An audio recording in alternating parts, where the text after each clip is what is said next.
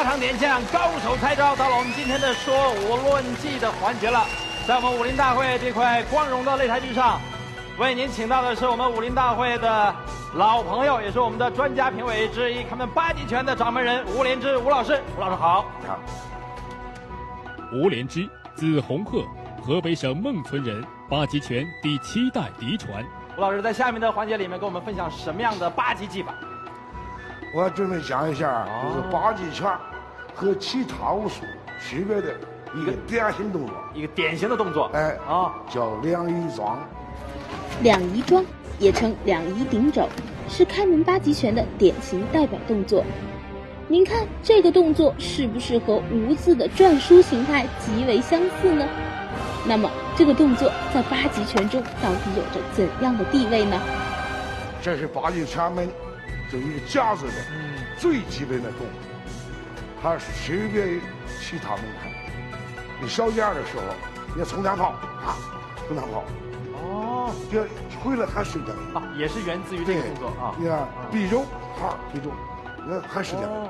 是一个最基本的一个。对，它就形成了八极拳。原来开门八极拳的基本动作都是由两仪桩变化而来，可见习练八极拳最基本的要领就是要先掌握这个动作。那么如何才能将两仪桩做得标准到位，做出地道的八极味呢？头顶蓝天就是人呢要正，百会穴，百会穴，直冲蓝天。对脚踏黄泉，这个两个涌泉穴抓地，它的分力，不是说分力力的分配力的分配它上顶4/4有4成力向下是6成。对于击击来说，它是能够提高功力，有提高功力的作用。这个作用。再一个，对于不想击击的祛病、治病，益寿延年。习练桩功可以提升功力，但是真的可以达到益寿延年的养生功效吗？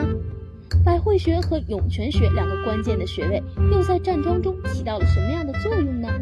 就这一问题，我们特别走访了北京中医药大学的教授傅国斌老师。其实站桩呢是一个非常好的一个养生方法，而它这个功法呢，讲究什么呢？实际上一个自身，我们说的是自身牵引的作用，就是头部，等于说他说是百会穴，实际百会穴仅仅是代表，就整个头要往上拔，脚呢说是涌泉穴，实际上我们整个一个脚往下坠，等于说自身牵拉，对关节对肌肉都有一定的帮助。等于缓解我们平常的紧张跟痉挛，缓解我们某些小关节的紊乱。可见站桩对于矫正人身体的关节还是极为有利的。每日习练5分钟，还有助于缓解疲劳。要领就是要做到有意识地牵引自身的力量，上4分，下6分，两脚平直，重心中正。这招地道的八极两仪桩功，您学会了吗？